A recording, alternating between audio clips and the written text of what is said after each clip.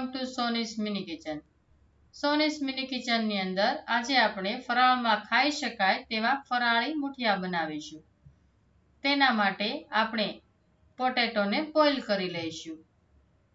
Potato boil થઈ જાય ત્યારબાદ તેને આવી રીતે ઉપરથી છાલ કાઢી લઈશું.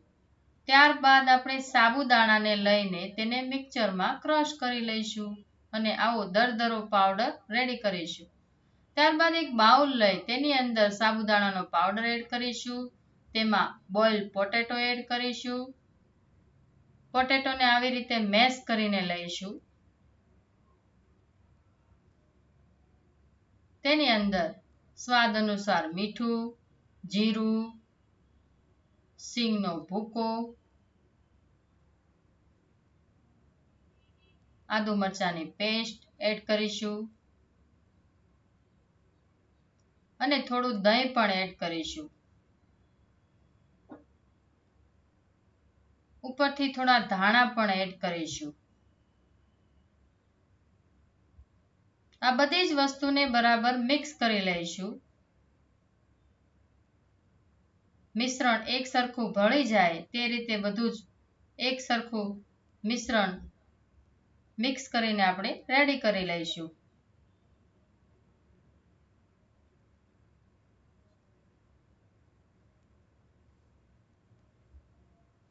ત્યારબાદ આપણે એક પેનની અંદર ઓઇલને ગરમ કરવા માટે મૂકીશું.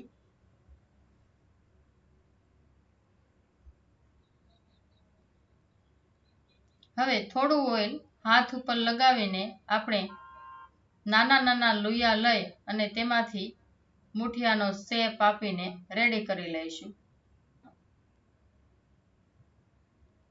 આવી રીતે બધા જ મુઠિયાને આપણે રેડી કરી લઈશું શેપ આપીને.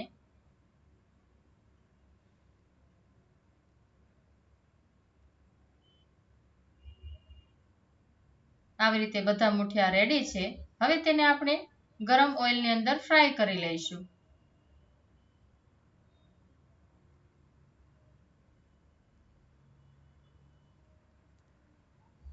આવી રીતે ઉલટ પુલટ ફેરવીને તેને આપણે હળવા હાથેથી ફ્રાય કરી લઈશું. ખાવામાં ખૂબ જ ટેસ્ટી એવા લાગે છે. અંદરથી પોચા અને બહારથી ક્રન્ચી.